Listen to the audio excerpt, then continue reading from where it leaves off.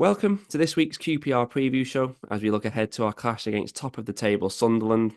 And they're not just top of the table, they're already 5 points clear. And the reason they've stretched 5 points clear is because, of course, QPR drew 0-0 against second placed Burnley. Our first clean sheet of the season. It keeps us in 3 points of safety. What did you make of that result, Dave? Yeah, it was a very good result. It wasn't one I expected. I mean, I was expecting a bit of a thumping, to be honest, but they did really well. They were more like their old selves. They defended really well. It was similar to performances last year at like away at Leicester, where they were just really well organised. They were really hard to break down. Burnley didn't have many clear-cut chances really in the game. They had all the ball, but didn't really create a lot. And I thought the two centre halves were absolutely superb. Steve Cook's probably his best game of the season so far. So really, really good result. Really, it's a shame they didn't show a bit more ambition to try and nick it late on. But a point is far more than I expected.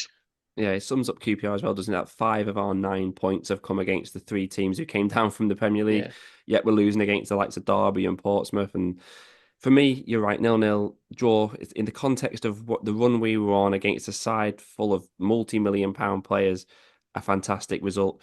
I said last week that a draw would be a good result to give us some confidence. Maybe I know it's not momentum from a win, but it's 2 games without losing, a clean sheet. It should give us a little bit of a foundation to try and to take into these tough matches still to come. We do have to acknowledge, though, that despite it being a draw, it feels like progress, but it still means no wins for QPR in September or October. Now, 8 games without a win in the league, 9 in all competitions, and we only had 2 shots. You kind of touched on it there, saying could we have gone for it later in the game? Should we have carried a greater threat going forward? I think it's a difficult one with that sort of game where they've obviously set their stall out to just be hard to break down. And I think when we play at home, and or just almost certainly at home, we try and be a bit more open and attacking. We're getting picked off on the break a lot. They couldn't really afford to do that. I would have liked to see us be a bit more ambitious at times against Burnley because I didn't think Burnley were that great. They were better than us, but I didn't think they were an amazing team. So I would like to do a bit more, but from where we've been the last 2 months, the performance-wise, I just thought it was a lot more like us, and you just thought keep doing that, and they're going to get results and things. That the goals will come, I think. But keeping clean sheets is just so important for us. But this is a team that will not score 3, 4 goals to win a game. It's not going to happen. It'd be once in a blue moon sort of thing. So as soon as you concede the first goal, we're bang in trouble, and we've got to stop doing that and keep clean sheets, and we're always going to have a chance. Yeah, I think last season we only scored more than twice in 1 or 2 games, didn't we? And Mm. Paul Nardi didn't have that much to do against Burnley, it has to be said. And I think it's just hard for us to get the balance right in that kind of match because if we committed men forward, we probably would have conceded. Burnley, I agree, they weren't attacking wise. It was just such a strange performance from them because they kept the ball probably as well as I've ever seen a side keep it at this level. They just always seem to have like an extra man available, but it was all a bit safe and very repetitive, their patterns of play. So you could also see why they don't score a lot of goals as much as you can see why they don't concede many goals because they've always got the Mm. ball. Hard to score against them. Maybe we could have mixed it up slightly, but it was a point well deserved for QPR. Sunderland, on the other hand, though, they are the top scorers in the division, steamrolling teams. They're on 23 goals, which is more than double QPR's total. So let's delve into this matchup. And like I said, no two ways about it. Sunderland are flying. They went into the international break top, and they've won 3 in a row since then. On top of that, the usual weekly woe with the head-to-head. QPR have not beaten Sunderland in the last 5 meetings, which means we've not beaten them since 2018. And it's only 1 win in the last 8 overall for QPR in the head-to-head. In the last 2 meetings at Loftus Road, I'm sure you'll remember Sunderland absolutely battered QPR 3-0 and 3-1 scorelines in those 2 last games on their visits. Probably flattered QPR, I think. We were so bad on those occasions. As for Sunderland this season, did you see this coming from them? Oh, no chance. No, I saw one of the prediction things at the start tipped them to win the league, and I thought, what are they on? But they just looked a bit of a mess in the summer. How long it took them to get a new manager in, and they seem to like go in for quite a few managers and then change their mind quite a lot. But I mean, they have been phenomenal. I mean, I've seen them a few times, and they're so good going forward. They're so exciting, especially out wide. That they look a really good side, and the league this year, that the three that have come down are not as strong as it was last year. So there is an opportunity for an established championship team to do it this year, and they look primed to do it this year. They look in a good place, Sunderland. It's still very early, They looked good around this time last year as well, didn't they? And it fell away a little bit, but you know, I'm really impressive so far from them. Yeah, I didn't see it coming either. I probably imagine most fans didn't. I know you're saying there was a prediction there saying they'd come top, but you looked at our form, most fans had them coming Mm. mid-table-ish, maybe pushing towards the playoffs, but nothing like the start they've had. Last season obviously was a mess how it ended up. The sacking of Tony Mowbray always looked like one of those be careful what you wish for situations.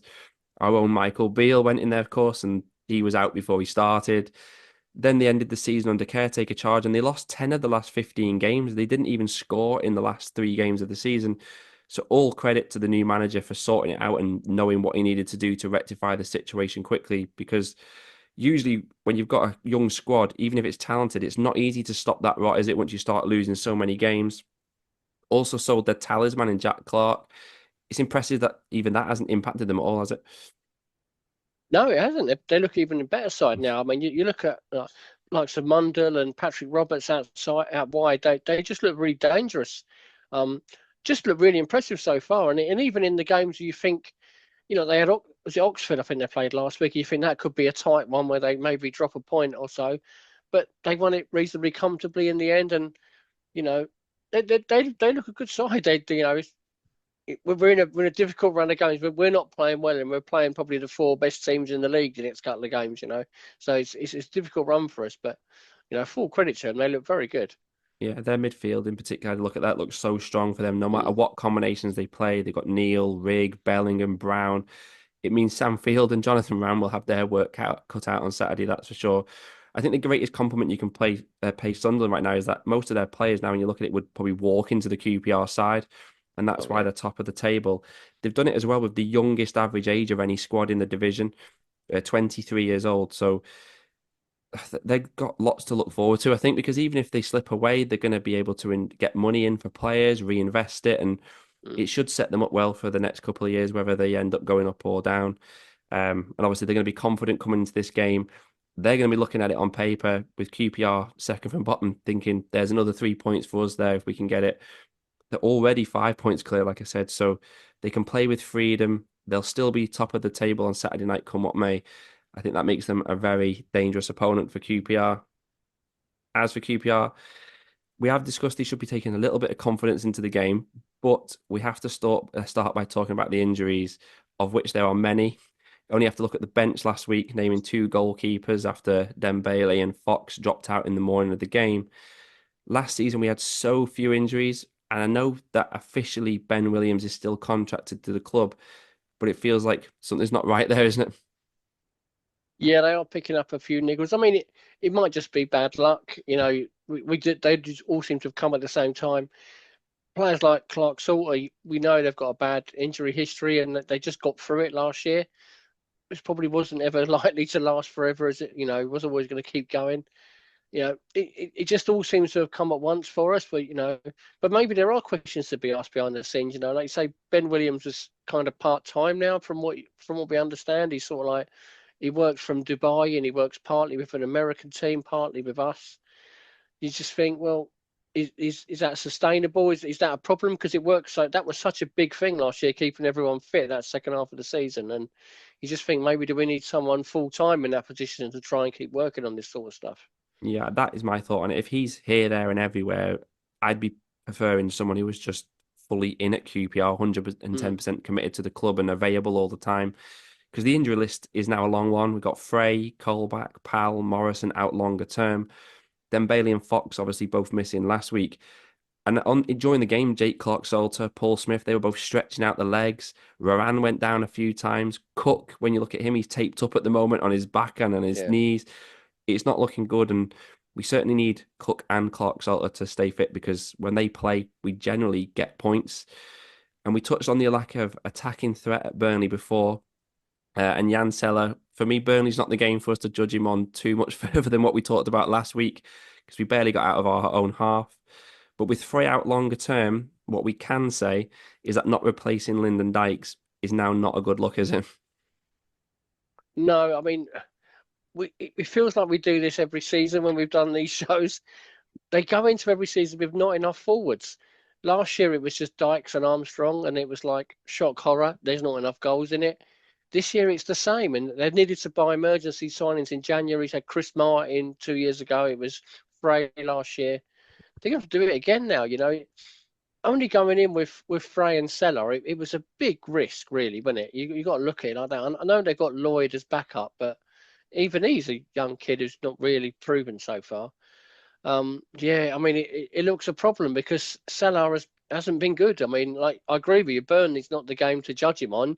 We're not as though he was attacking too much, but he hasn't looked very good so far in any performance. And I just can't see where the goals are coming from. It's a big problem for us. Yeah, it's a good example you give as well as going into seasons all the time with only two players. Because if you go back further, there was the season when we had Dykes and just Macaulay Bond, just the two of them. Mm. We ended up needing Charlie Austin on loan in January because we were in a mess at that point as well. Feels like it's potentially heading that way again. Because Michael Frey was always going to struggle. He only managed to feature in half the games after he joined last season, so he was never going to last 46 games. Jan Seller has to start, in my opinion. I know a lot of people would take him out and start Alfie Lloyd, but I don't think it'd do much for his already dwindling confidence if we dropped him. And this is his big opportunity. He's got to do something at some stage, and we need to see some improvements. Maybe in a home game, we'll see that where we have some periods more on the front foot. I know he can do more, as everyone's going to say. He needs to run about at least and look like he's making a sustained effort. That should hopefully come. Maybe someone's talking to him off the pitch about it. But given the injuries and struggles going forward, who would you pick in the other attacking positions this week? It's a difficult one, isn't it? I'd probably go with Smith again. I think Smith's done well the last few games. It was a difficult one again at Burnley for all the attacking players, but I thought he was okay there. So I'd probably go with him on the right. Um, Sato on the left again. I thought he was good again last. He's been good the last couple of games, and then probably Chair in behind Salah. I think it'd probably be the three I'd go with at the minute. Um, if Dembele's back fit, maybe have him coming off the bench second half to try and have a bit of impetus in the game. But I think I'd go with them three at the moment. Yeah, I think Smith, Chair, and Saito did enough to warrant keeping their places last week against Burnley, even if the Dembele's fit. And Paul Smith offers a bit more defensively, which we're probably going to need Yeah. against Sunderland. It'll almost certainly be Samfield and Varane in midfield. But it was interesting last week. We brought on Morgan, Benny, Lloyd, all ahead of Madsen. He hasn't featured in the last two games. What have you made of his omission? I think that Portsmouth game was a bit of a nail in the coffin for him. We saw it last year when we lost at Millwall, and you never saw Osman Kakai or Andre Drizel again after that game. And Madsen has been poor, to be honest with you. And I thought he was poor in that Portsmouth game. And I'm not surprised he's gone with other people ahead of him. I think Morgan is ahead of him in a minute. From what little we've seen of him, at least he's got a forward pass in him, and he tries to be a bit progressive. It doesn't really matter about his age. So I think he's done the right thing. Make him sit out a few games and earn your place back in the team. I know he cost a lot of money, but you need to prove it on the pitch, and sadly he hasn't done it so far. Hopefully he can. He's clearly got ability, but I wouldn't be playing him at the moment. No, neither would I. And he did need taking out of the firing line. Maybe needed a rest, needed a reset. Maybe they've took him off to the side and working on some things for when they bring him back in. Mm, Maybe they're going to work out how to utilize him better in the team because that is probably the elephant in the room is that we seem to have signed somebody who doesn't really suit us in any way. yeah. And a bit like Jan Seller, he's obviously suffering from the expectations. He's a high price signing for QPR, and hopefully we do see some improvements when he next features. We saw Harrison Ashby last week as a makeshift left back. Do you see him playing there again, or Morgan Fox if he's fit enough to return? I imagine if Fox is fit, he'll start left back. It'll depend on his injury. I mean, apparently he was quite close to starting at the weekend, so I think he'll probably come in. I thought Ashby actually did quite well at left back. He did a decent job defensively. That's where Burnley are quite strong out wide, and I thought he did a decent job there. So I wouldn't be against him starting because Sunderland are strong out wide as well. But I think Cifuentes will go with Fox, to be honest. Yeah, I think Cifuentes will go with Fox, but I'm personally edging towards keeping Ashby in the side, and just because he kept a clean sheet, and I think it's risky to then change it. Mm. He battled hard. He didn't ever look particularly comfortable, but like I say, he kept a clean sheet. He's arguably earned his place in the side. Now, away from the players for a second, Marti Cifuentes has been in charge now for a year. But rightly so, last week we had a few comments that we've not discussed his position, when usually if your side is 8 games without a win and 23rd in the league, it would be a hot topic. We've overlooked it, obviously, because the ink's still drying on his new contract. It makes it feel strange to talk about his position being under threat. But you can see some stats on the screen now that is much of a contrast from last season, what we're experiencing at the moment. And since the new deal and the fans forum, we've only picked up 2 points. What are your thoughts on where Marti, where we stand at the moment? I will say I do love Marty, and I hope he stays for a long time. But there are criticisms of him to add this season. You do look at us; we just don't look the same, anywhere near the same team. I think until the Burnley game, just defensively, just such a mess. I think we've looked all season, and going forward, it hasn't really looked very good. It's really disjointed. Even in pre-season, I didn't think we looked any good in any of the pre-season games. So something's not been quite right yet. I don't know if his problems behind the scenes with the players we're bringing in, if he's having a say in it or not. It all seems a bit odd what's going on at the club at the minute. But there are questions of him. I think he can do some things better, but for me, he's got enough credit in the bank from last season to say, look, he's the man for us. And I think if they did say, right, we want to make a change now, the same time as they did last year, I've really no idea who they bring in or how it will improve. I think he's the guy that will make it better. It's been a poor start, but I don't think it's been as bad as last season's start. I do think there are signs that things can get better. Yeah, I think Burnley as well is potentially the start of him going back to basics, making us harder to beat. I don't personally believe he's under any threat. I don't think many fans blame Marti for the position we're in. Like you say, I think most fans are pointing off the field at what's going wrong. And when you're at the games, fans are totally behind Marti at Burnley. His song was being sung throughout the game. I didn't hear any dissenting voices towards the manager at all. And like you said, I'd stick with him come what may. I don't see how we're going to be in a better position for changing the manager now or in any point to come, really. And let's just hope we can get some points on the board, because then it's a topic we don't need to keep discussing at any point. Yeah. And for that to happen, we need points, like I say, and we're still chasing our first home win of the season. Will we get it here against Sunderland? I mean, I do think we have a chance. Sunderland are a really good side, but they're as a club, they're a bit like us. They have got a calamity in them, and you do think, oh, something will probably go wrong for eventually. I watched their Netflix show the other year. There was always something going wrong. So I do think we've got a chance. I'm going to go with a draw again at the weekend. I think it'll be quite a tight, close game, but I fancy us to get a point out of this one, and then hopefully, again, that kind of builds on over the next few weeks. Yeah, I'm more hopeful after the grit and fight we showed last week against Burnley. But Sunderland have scored in every game. It's a long shot to think we can keep them out. And then can we outscore them? That's unlikely. So I'd certainly take another draw. I think that would be, again, another very good result, another step in the direction. It would then put some pressure on the Middlesbrough game on Tuesday, because then we'd need to be winning a game at some point. But I think a 1-1 here, it's possible, especially if Cook and Clark-Salter are both fit. That foundation, like you said, it gives us a chance. But my prediction is basically they play. I think we could draw. Without either of them, Sunderland will be having another memorable afternoon at Loftus Road. Do let us know your thoughts on Sunderland, Burnley, Marti, and everything in the predictions, in the comments. And that Middlesbrough match on Tuesday will be previewed by Brian and George. So make sure you check that out early next week. And then Dave and I will be back later next week to preview the trip to Leeds in the final match before yet another international break. Until then, enjoy the game, hopefully, and come on, you Rs. We know who we are. You know who we are. We are QPR.